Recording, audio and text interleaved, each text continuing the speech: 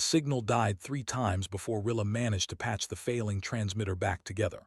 Her hands shook as she worked, not from fear but from exhaustion. 43 hours without sleep did that to a person, even a Varen with their naturally efficient metabolism. Around her, the communications bay of the colony's ship Wandering Dawn flickered with failing lights. Every few minutes, another system warning chimed. Another red indicator joined the constellation of failures spreading across her monitors. She should have been home. They all should have been home. But home didn't exist anymore, not really. The plague had seen to that, turning their beautiful garden world into a graveyard. The Wandering Dawn carried 40,000 survivors, everyone who had managed to escape before the planetary quarantine locked into place. 40,000 souls, and every day that number dropped. Rilla, status. Tommen's voice crackled through her headset. The senior navigator sounded as tired as she felt. Transmitter is holding for now. She didn't add that the power coupling was degrading faster than she could compensate. He knew. Everyone knew.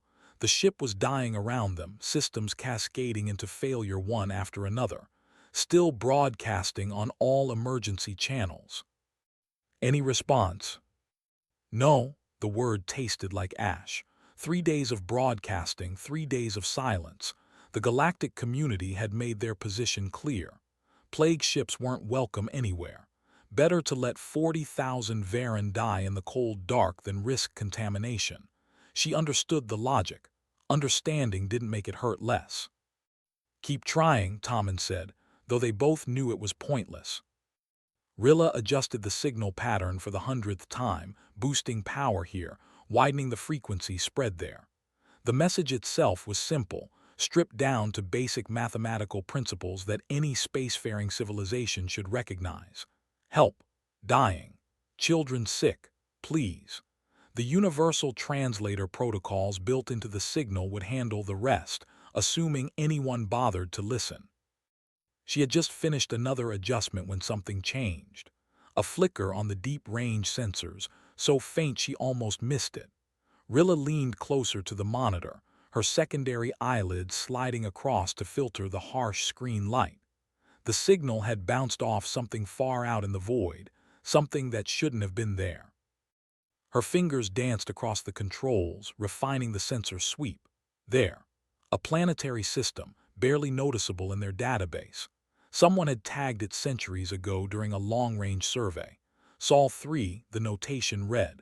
Single yellow star, multiple planets, no contact established.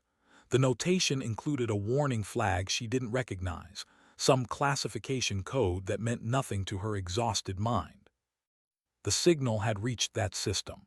Whether anyone was there to receive it was another question entirely. Tommen, she said, her voice catching. The signal reached an uncharted system. Sol 3, I'm showing it passed through their orbital space. Silence on the other end, long enough that she thought the connection had dropped. Then, understood, continue monitoring. That was it. No hope in his voice, no excitement. They both knew the reality.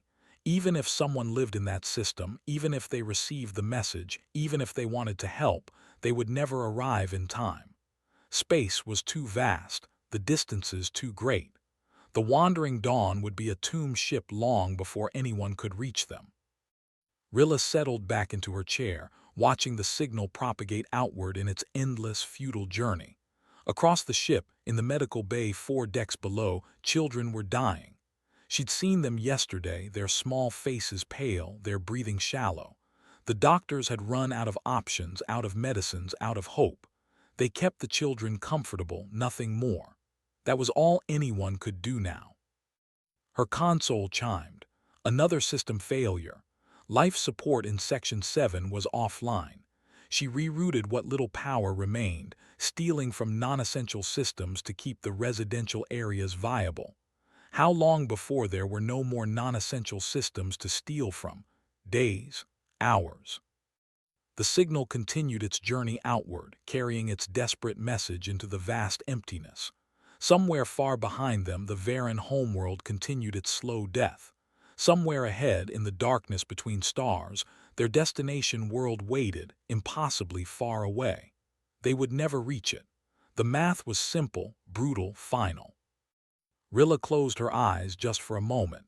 When she opened them, the screen still showed the same failing systems, the same red warnings, the same empty space beyond their hull. Nothing had changed. Nothing would change. She was wrong. 4,000 light-years away, in a small monitoring station orbiting the third planet of the Sol system, a junior technician named Wade Chen was ending his shift when an alert pinged on his board. He almost dismissed it. Deep space monitoring was typically boring work, mostly tracking asteroids and defunct satellites. But the signal pattern was unusual, structured in a way that suggested intelligence.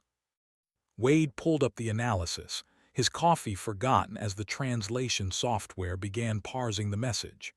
Mathematical sequences, universal constants, and underneath it all, a message that made his blood run cold. Help dying, children sick, please. He was reaching for the communications panel before he'd fully processed what he was reading. His supervisor would need to see this. Command would need to see this. Someone out there was dying, and they'd called out to Earth. Wade didn't know about galactic politics, didn't know about plague quarantines or the debates that would soon rage through the United Earth government. He only knew that someone had asked for help. And humanity had always been very good at answering calls for help. Within 6 hours, the message reached Secretary General Amara Osai's desk. Within 12, she'd convened an emergency session. Within 24, the decision was made. Ships were being recalled, crews assembled, supplies loaded. The nearest available fleet was being converted to humanitarian service. On the wandering dawn, Rilla continued her lonely vigil, unaware that everything had changed, unaware that humanity was coming. Young Pell had been monitoring the sensor array for 6 hours when his world turned upside down. At 17 cycles, he was technically too young for a full-duty shift, but with half the crew sick and the other half working double shifts, nobody questioned his presence. Besides, watching empty space required little skill. The sensors showed nothing but void, as they had for weeks. Until they didn't. The first contact registered as a gravity distortion, the kind that preceded a warp exit. Pell's training kicked in before his conscious mind caught up. He triggered the ship-wide alert, his voice cracking as he spoke. Multiple contacts inbound, large signatures, military grade.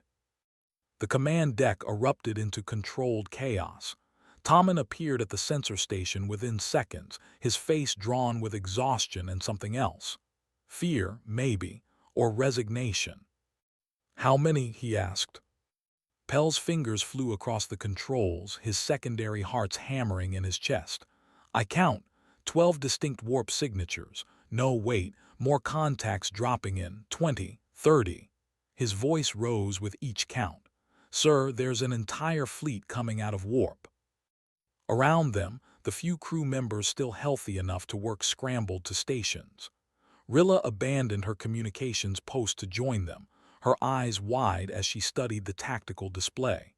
Ships were materializing out of nothing, dozens of them, their engine signatures unlike anything in the Varen database. "Are they the plague enforcers?" someone whispered. The question hung in the air like poison. If the galactic community had sent a fleet, it wasn't to help. It was to ensure the wandering dawn never reached another inhabited system. But something was wrong with that theory. Pell zoomed in on the lead vessel, analyzing its configuration. "Medical ship," his console declared. The next one too. And the next. In fact, most of the fleet appeared to be converted civilian vessels. Supply haulers, hospital ships, even what looked like agricultural transports. Only a fraction showed military configurations, and those held defensive positions around the others. "They're not attacking," Pell said, his voice barely above a whisper. The largest vessel, a massive ship that dwarfed even the Wandering Dawn's considerable bulk, moved into position 3,000 kilometers off their bow. It held there, non-threatening, simply waiting. Then the communication request came through. Tommen gestured for Rilla to open the channel. Her hands shook as she activated the translator protocol. The screen flickered, and a face appeared. Pell gasped. He couldn't help it. The alien was unlike anything he'd ever seen. Flat face, forward-facing eyes, skin the color of deep earth. Predator features, his hindbrain screamed, but the creature was smiling. It wore some kind of uniform marked with symbols and insignias that meant nothing to Pell's exhausted mind. "This is Captain Isabella Rodriguez of the United Earth ship Mercy," the alien said. The translator struggled with some of the words, rendering them awkwardly, but the meaning came through. "We received your distress call. We're here to help." The command deck fell silent. Somewhere in the background, Pell could hear someone crying. Tommen found his voice first. You came." "Of course we came." Rodriguez's expression shifted to something Pell would later learn to recognize as confusion. "You asked for help. We have ships, supplies, and medical personnel. We're prepared to render immediate assistance." "But the plague," Tommen said, "the contamination risk." "We've reviewed your medical data from the signal. Our doctors believe they can help." Rodriguez leaned forward slightly. "Look, I know this is unexpected. I know you don't know us. But we've brought enough supplies for 6 months, full medical teams and engineers to help repair your ship. All we're asking is permission to dock and start treating your sick." Elder Council member Shren pushed forward, her age-bent form somehow still commanding respect. She studied Rodriguez's face for a long moment. "Who are you? What species?" "We're human from Earth, the 3rd planet in the Sol system." Pell's fingers flew across his console, pulling up the navigation data. Sol 3. The uncharted system their signal had reached. These creatures had traveled thousands of light years, assembled a fleet, and arrived in less than a week. How was that even possible? "The journey," Shren said, echoing Pell's thoughts. "How did you arrive so quickly?" Rodriguez's smile turned sad. "We didn't sleep much. Every hour we delayed, more of your people were dying. We pushed our drives harder than recommended, pulled ships from 3 different sectors, and loaded supplies while in transit." She paused. "We can discuss logistics later. Right now, you have sick children who need help. May we board?" Shren looked at Tommen. Tommen looked at Rilla. The whole command deck seemed to hold its breath. "Yes," Shren finally said. "Yes, please help us." The docking procedure took 20 minutes. Pell watched it all on the sensors, seeing the careful, precise way the human ships maneuvered into position. No aggressive posturing, no weapons lock warnings. Just smooth, professional docking protocols. The first medical team came through Airlock 7.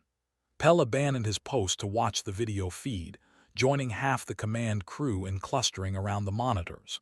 The humans moved quickly but carefully, wearing protective suits that made them look even more alien. They carried equipment cases and medical supplies, and they moved with a purpose that spoke of extensive training. The lead human, a woman whose name tag read Osai, removed her helmet as she entered the medical bay. A Varan doctor, Len, moved to intercept her but froze at the sight of her face. Those predator eyes, that flat alien face. Osai smiled and knelt down to where a small Varan child lay on a medical bed, his breathing shallow and rapid. She pulled out a scanning device and ran it over him, studying the readout. Then she looked up at Len. "We can help him," she said simply. "We can help all of them." Len's voice cracked. "How can you be certain?" "Because we've fought diseases like this before. Earth taught us to be very, very good at survival." Osai began unpacking her medical kit. "Now let's get to work." On the command deck, Pell watched as more human teams spread throughout the ship, moving with confidence and compassion in equal measure. They'd come when no one else would. They'd risked everything to answer a call from strangers. He didn't understand why. But as he watched a human doctor gently examine a crying child, speaking soft words the translator couldn't quite capture, he thought maybe the why didn't matter as much as the simple fact that they were here. Dr. Imani Osai had delivered medicine in war zones, refugee camps, and disaster sites across 3 continents. She'd worked through earthquakes, pandemics, and civil conflicts, but nothing in her training had prepared her for the moment when she held a dying alien child and realized that fear looked the same across species. The little one, a girl named Kessa according to the translator, whimpered as Imani pressed the injector against her arm. The broad-spectrum antibiotic hissed into her system, and Imani held her breath. Earth medicine working on alien biology was far from guaranteed, despite what the preliminary analysis suggested. "It's okay, sweetheart," she murmured, knowing the translator would mangle her words but hoping the tone would carry through. "You're going to feel better soon." Kessa's mother hovered nearby, her 4 arms wrapped around herself, her large eyes tracking every movement. Dr. Lin stood beside her, his own medical scanner active, clearly ready to intervene if the human treatment caused harm. 2 minutes passed, 3. Then Kessa's rapid, shallow breathing began to ease. Color seeped back into her pale skin. Her fever-bright eyes dimmed to something more normal. "Impossible," Len breathed. "Nothing we tried even slowed the progression." Imani smiled, though her heart was hammering. Different immune systems, different evolutionary pressures. Sometimes an outside perspective helps. She moved to the next bed where another child waited. "Let's keep going. We've got a lot of patients to see." The medical bay transformed over the next 6 hours. Human doctors and nurses worked alongside Varen medical staff, the language barrier proving less problematic than expected. Medicine, it seemed, was universal. Point at a symptom, show a treatment, watch for results. The children responded first, their young systems bouncing back with a resilience that made Imani's chest tight. By hour 8, half the critical cases had stabilized. In another section of the ship, Chief Engineer David Kowalski was having a religious experience, not the good kind. "Who designed this power distribution system?" he asked, staring at the conduit layout with horrified fascination. "No, seriously, I need to know so I can have words with them." The Varen engineer, a middle-aged male named Ven, bristled. "That system has served us for 300 cycles. And it's held together with hope and prayer." Kowalski pulled up his portable workstation, running diagnostics. "Look, I'm not insulting your people. Your ship is beautiful, but your safety redundancies are non-existent. You've got single points of failure throughout the entire power grid." "We build for efficiency," Ven said stiffly. "We build for survival," Kowalski gestured at the schematic. "On Earth, everything's trying to kill you. Storms, earthquakes, temperature swings that'll freeze or fry you. We learn to over-engineer everything because Murphy's Law isn't just a saying for us, it's a lifestyle." Murphy's Law. If something can go wrong, it will, usually at the worst possible moment. Kowalski grinned. "So we build backup systems for our backup systems. Here, let me show you something." He pulled up the schematics for the human supply ships. Ven's eyes widened as he studied the redundant power systems, the multiple fail-safes, the backup generators for the backup generators. "This seems excessive," Ven said, though his tone had shifted from defensive to curious. "It's kept us alive." Kowalski clapped him on the shoulder, a gesture that made the Varen flinch before relaxing. "Now, let's see about installing some of these excessive safety features on your ship. I'm not letting you fly around with a single-point failure power system. That's just asking for trouble." In the ship's dining area, converted into a temporary supply distribution center, other connections were forming. Rilla watched as human crew members organized food shipments, their movements efficient and practiced. One of them, a young woman named Private Samantha Keys, caught her staring and smiled. "First time meeting humans?" Keys asked, her accent thick but understandable. "First time meeting anyone from beyond our local cluster," Rilla admitted. "You're very different." "Yeah, we get that a lot." Keys hefted a supply crate with casual strength that made Rilla's estimation of human muscle density rise sharply. "We probably look pretty scary, huh? The whole predator face thing." "A little," Rilla confessed, "but you're being so kind, it's confusing." Keys set down the crate and pulled out a ration pack, offering it to Rilla. "My grandmother used to say that just because you can hurt someone doesn't mean you should. Earth made us tough, but it also taught us to help each other. When things are trying to kill you every day, you learn that cooperation beats competition." Rilla examined the ration pack, noting the detailed nutritional information. "You tested this for Varan biology." "Our science team worked from the data in your distress signal. Should be compatible but start slow. Different gut bacteria and all that." Keys paused. "You want to know the real reason we came?" "Yes," Rilla said. "I don't understand. The risk, the cost, the effort. We're strangers." "You asked for help." Keys said it simply, as if that explained everything. And somehow it did. "We heard children were dying. What else were we supposed to do?" In the command deck, Captain Rodriguez was having a similar conversation with Elder Shren and Navigator Tommen. The old Varan studied the human captain with undisguised fascination. "Your government authorized this response in less than a day," Shren said. "A fleet of this size, the supplies, the personnel, that's remarkable." Rodriguez leaned back in her chair. "Secretary General Osa takes humanitarian crises seriously. Besides, this wasn't really a debate. Someone needed help. We had the means to provide it. The decision was pretty straightforward." "But the distance," Tommen interjected. "You pushed your ships dangerously hard to arrive so quickly." "People were dying. Speed mattered more than safety margins." Rodriguez pulled up a display showing Earth. "Look, I'll be honest with you. Humanity's history isn't all noble. We've done terrible things to each other, to our planet, to ourselves. We've fought wars over resources, ideology, stupid reasons, and smart ones. We nearly destroyed ourselves a dozen times over." She zoomed in on the planet, showing cities, oceans, forests. "But we learned. We chose to be better. We decided that maybe, just maybe, we could take all that strength we developed surviving Earth and use it to help others instead of hurting them." Shren's expression was unreadable. "You're from a death world." "Class 12 according to galactic classification." Rodriguez smiled.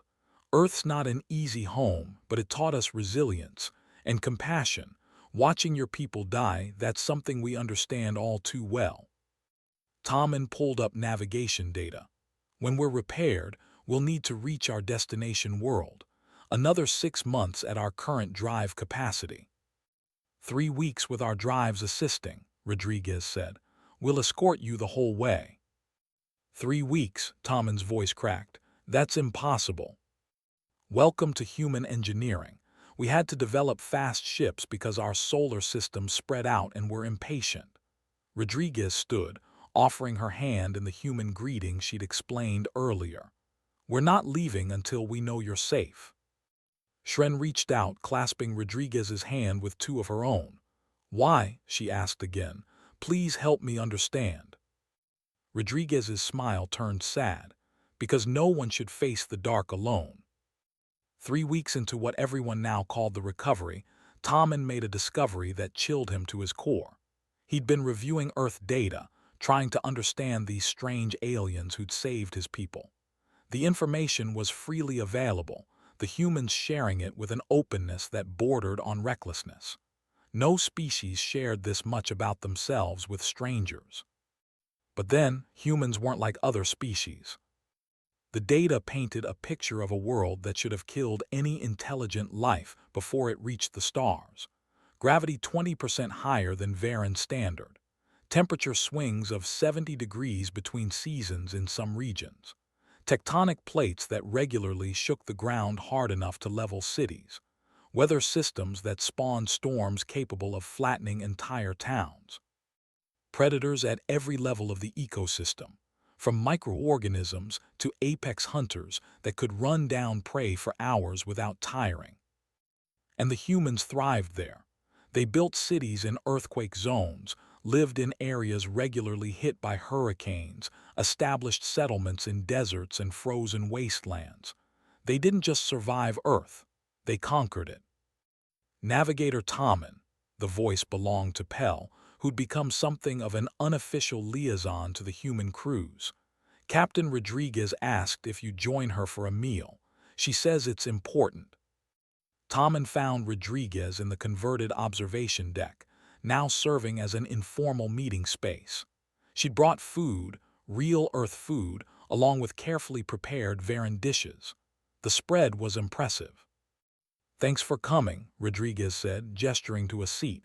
"Thought we should talk." "About Earth," Tommen said. "It wasn't a question." Rodriguez's expression shifted to something knowing. "You looked up our classification. Class 12 Death World. Do you understand what that means to us? To most galactic species?" Tommen sat, his movements careful.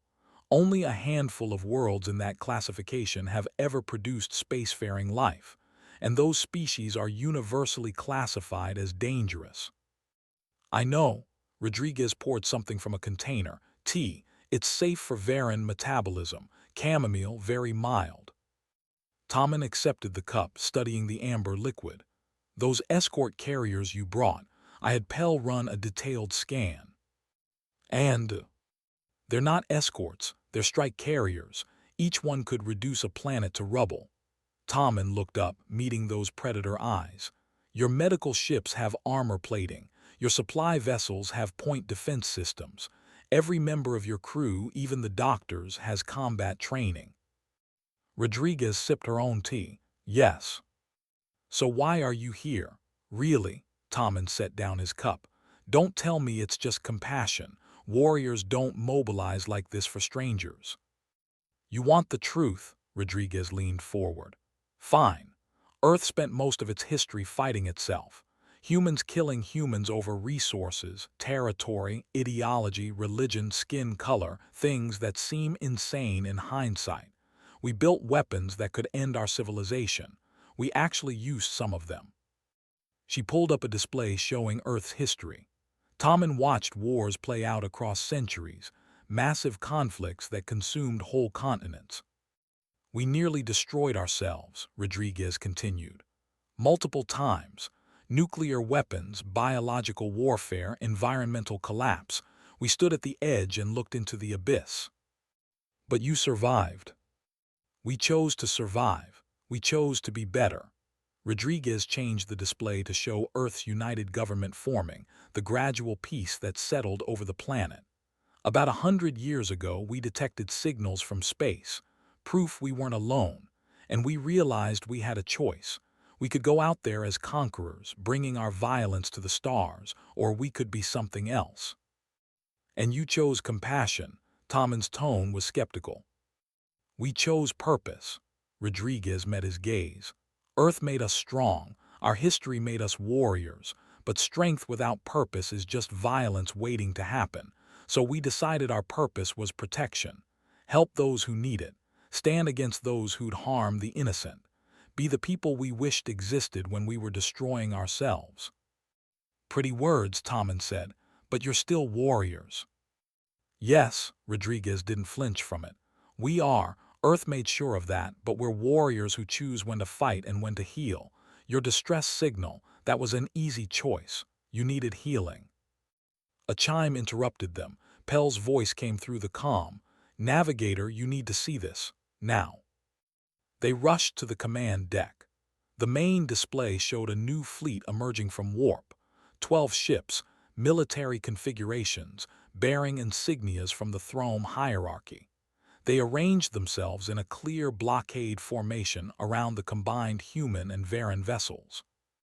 "This is Enforcement Commander Vess of the Throne hierarchy," a voice announced. "Human vessels, you are in violation of the Sol system quarantine. You have made unauthorized first contact with a plague-affected species. You will withdraw immediately and submit to decontamination protocols." Rodriguez's jaw tightened. "This is Captain Rodriguez. We're in the middle of humanitarian operations. The Varan are stabilized, but treatment isn't complete." Irrelevant. The quarantine exists for a reason. Your species was restricted for the safety of the galactic community. Vess's tone was cold. You will withdraw or be forced to withdraw. We're not leaving these people. Rodriguez's voice could have cut steel. Then you leave us no choice. The Galactic Council will convene a tribunal. You and your crew will be detained pending trial. Tommen watched the tactical display. The throne ships had them surrounded, weapons powered but not locked. A show of force, not an immediate attack. But the threat was clear. "Captain," he said quietly, "they'll imprison you, all of you, for helping us." Rodriguez turned to him, and for the first time, Tommen saw something hard in her eyes, something that reminded him exactly where humans came from. Then they'd better build bigger prisons. She opened a channel to her fleet. All ships, defensive formation. No one fires unless fired upon, but we're not abandoning these people. If they want to arrest us for saving lives, they can try. The human ships moved with practiced precision, forming a protective shell around the wandering dawn. The throne fleet adjusted in response, weapons now locked. "Captain," Shren said, her voice shaking, "please, we're not worth a war." Rodriguez looked at her and her expression softened. "Yes, you are. Every life is. That's the whole point." The standoff held, both fleets waiting, the darkness between stars suddenly very tense. Somewhere in the medical bay, Varen children were laughing as they played with their human caretakers, unaware that the adults were deciding whether to fight. Tommen studied the tactical display and realized something. The human positioning wasn't aggressive. It was purely defensive, designed to protect the Varen ship. They really would face down a galactic enforcement fleet rather than abandon their patients. "Warriors with a purpose," Rodriguez had said. Looking at the formation, Tommen finally believed it. The tribunal convened on a neutral station 3 days later, in a chamber designed to hold representatives from 50 species. Today it held 12, each one seated in judgment of humanity's first open act of galactic contact. Rilla stood in the observation gallery, her hands gripping the rail as she watched Captain Rodriguez take the stand. The chamber itself was beautiful, all flowing curves and soft light, designed to inspire calm deliberation. It made Rilla want to scream. Enforcement Commander Vess led the prosecution, his crystalline form reflecting the chamber lights in cold patterns. "Captain Rodriguez, do you deny that humanity was under quarantine?" "No," Rodriguez said simply. "Do you deny that this quarantine was established for the safety of the galactic community?" "No." "Do you deny that you violated this quarantine by responding to the Varen distress signal?" Rodriguez paused, her jaw set. "Yes, I deny that." Murmurs rippled through the chamber. Vess's form shifted, colors darkening. "You were witnessed by multiple parties. You mobilized a fleet, traveled outside your restricted zone, and made first contact with a quarantined species." "We responded to a distress call," Rodriguez corrected. "The quarantine doesn't supersede the fundamental right of sentient beings to seek help when dying. The quarantine exists because humanity is dangerous." Vess gestured, and a display activated. "Your species has a documented history of violence. Observe." The display showed Earth's wars, carefully edited to showcase humanity's worst moments. Atomic weapons falling on cities, soldiers killing soldiers, environmental destruction, chemical warfare. Every atrocity, every failure, every dark moment of human history laid bare. Rilla watched Rodriguez's face as her species' sins played out for all to see. The captain didn't look away. "This is what you are," Vess continued. "This is why the quarantine was established, to protect others from your violent nature." "Are we done with the highlight reel?" Rodriguez asked. "Because if you want to discuss history, let's be thorough." She pulled up her own display, showing different images. Humans building homes after earthquakes. Rescue workers diving into floodwaters to save strangers. doctors treating diseases in remote villages, scientists sharing discoveries freely. The formation of the United Earth government and the decades of peace that followed. "You're right," Rodriguez said. "We have done terrible things, we've hurt each other and our world, but we learned, we changed, we chose to be better." "Words," Vess dismissed. "How do we know your benevolence isn't simply strategic, a way to gain trust before you strike?" "Because we had the chance to strike and chose not to." Rodriguez looked directly at Vess. "Your ships surrounded us. Your weapons were locked. One word from me and my fleet would have engaged. We had tactical superiority. We didn't fire." "Because you were outnumbered," a council member interjected, "a floating gas entity named Drell." "Actually, we weren't." Rodriguez pulled up tactical data that made Rilla's blood run cold. The human ship's true capabilities, their weapons range, their defensive systems. We were holding back, significantly. The chamber fell silent. "You brought warships to a rescue operation," Drell said quietly. "We brought protection. Space is dangerous. Pirates, debris, system failures, we prepare for everything." Rodriguez gestured to the data. "But we didn't come to fight, we came to help. The Varen were dying. Children were dying, and the entire galactic community did nothing." Ambassador Nix, the Varen representative, rose from his seat in the gallery. "I request permission to speak." The council head, a towering being named Archon Toll, gestured assent. Nix descended to the floor, his formal robes marking him as an elder of significant status. "I have reviewed the records. The Varen government sent 47 requests for aid. 47. Everyone was denied due to plague protocols. The humans received one distress signal and mobilized within a day." "The plague protocols exist for a reason," Vess argued. "Yes, to protect you," Nix said, his voice hard. "Not to protect us. We were dying, and you let us die rather than take the smallest risk." He turned to face the council. "I have read your species' histories. The Throne hierarchy has 13 colonies. You've never lost one. The Drell Collective spans 14 systems, never faced extinction. Every species here sits in comfort, having never truly faced annihilation." Nix gestured to Rodriguez. "These humans, they almost destroyed themselves, multiple times. They know what it means to lose everything. And because they know, because they've suffered, they understand what it means to help." Rilla found herself moving before she decided to, descending to the floor.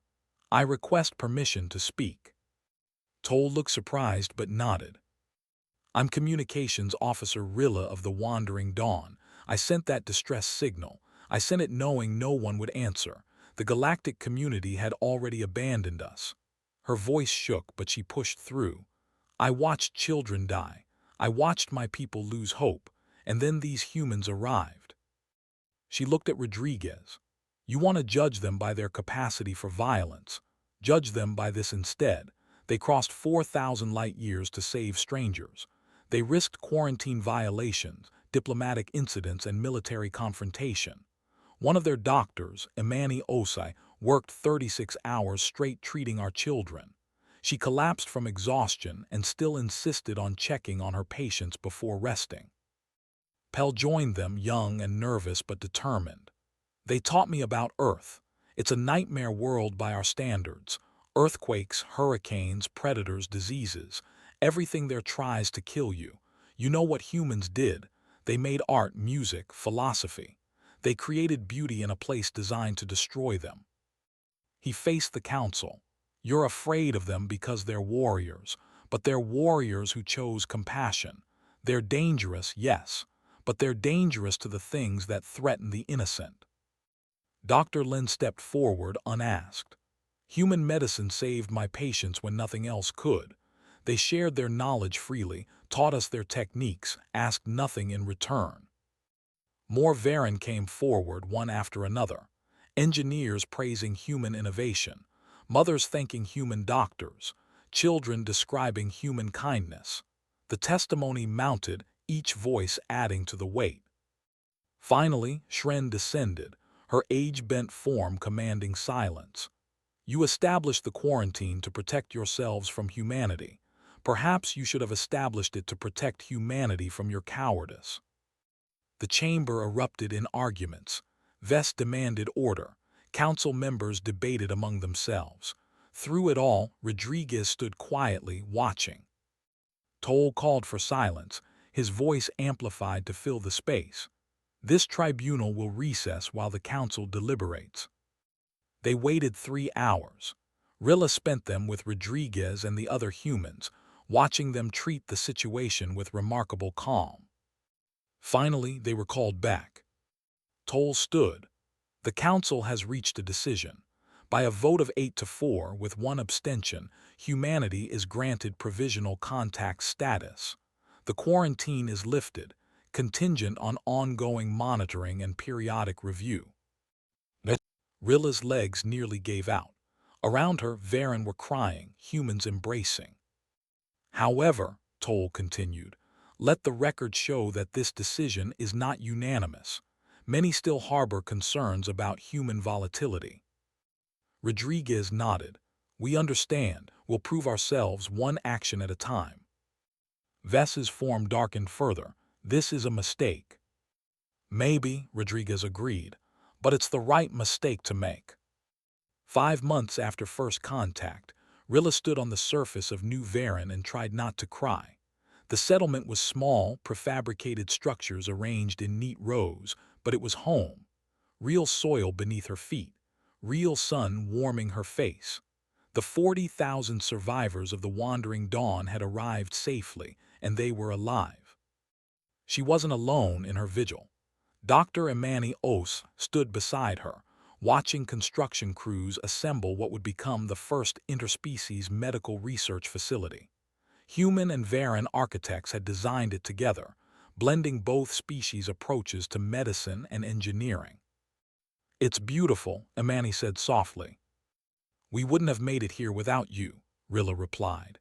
She'd said it before many times, but it never felt like enough. "You would have found a way," Imani smiled. "Survival is universal." But both of them knew the truth. Without humanity's intervention, the Wandering Dawn would have become a tomb ship, 40,000 lives lost to the cold void. Instead, children played in the streets of New Varen, their laughter carrying on the wind. The settlement was growing daily. The humans had stayed true to Rodriguez's word, helping establish infrastructure and defense systems. More than that, they'd brought something the Varen hadn't expected: genuine partnership. Trade agreements were forming, cultural exchanges beginning, friendships deepening across species lines. Pell appeared, running up the path with the boundless energy of youth. At 18 cycles now, he'd been accepted into the joint Human-Varen Technical Academy being established in orbit. "Rilla, Captain Rodriguez is landing."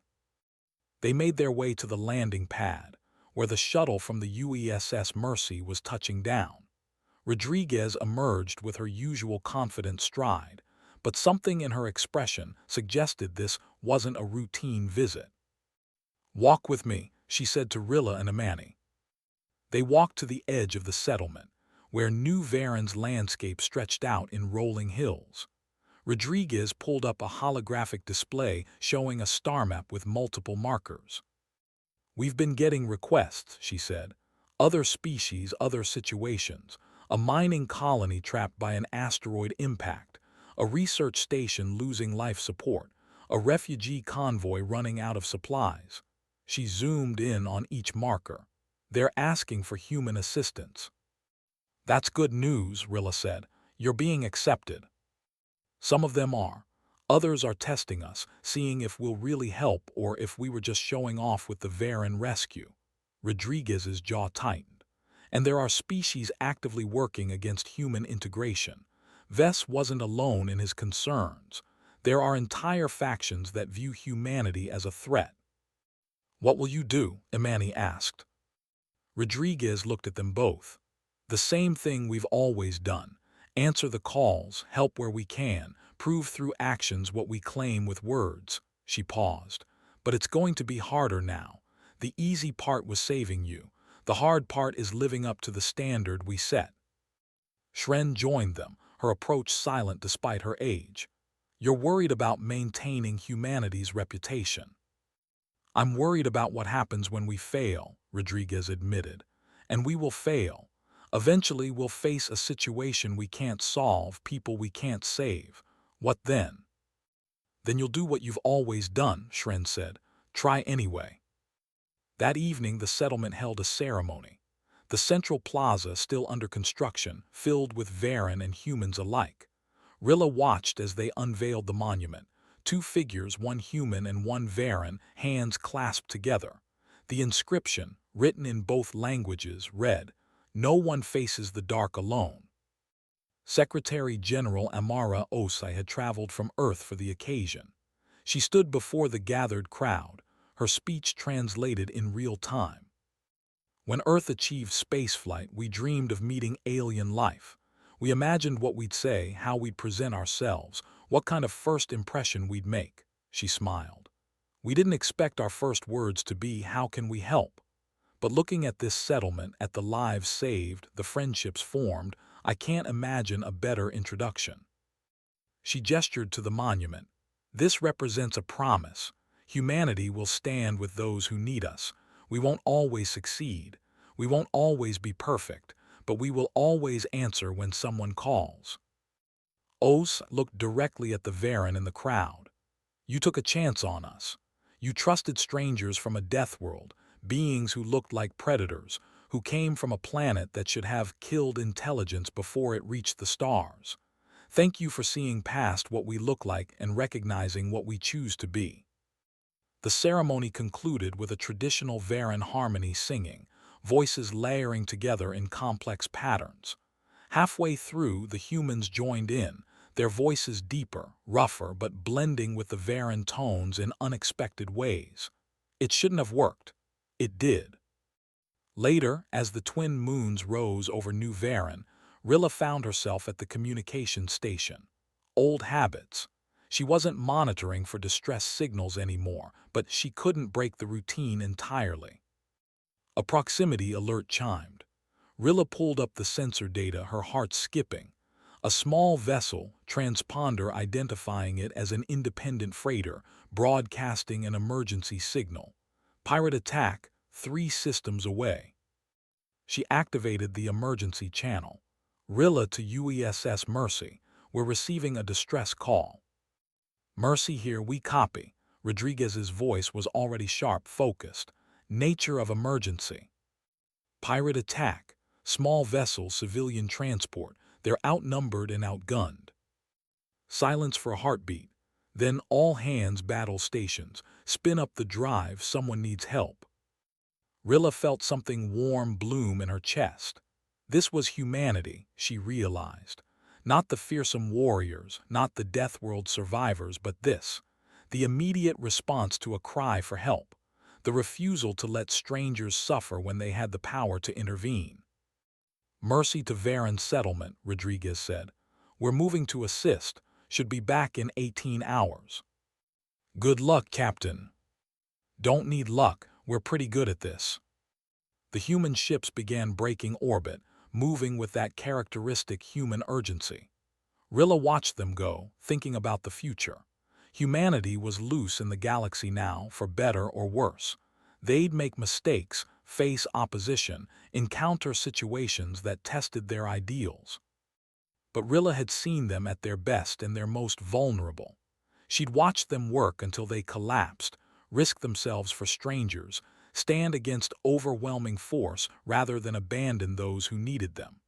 That was the truth of humanity, the core beneath all the violence and history and evolution. They were survivors who'd learned compassion, warriors who'd chosen protection, Deathworlders who decided that their strength existed to help, not harm. Pell appeared beside her, watching the ships disappear into the night sky. Think they'll be okay. Rilla smiled. They're human, they'll figure it out.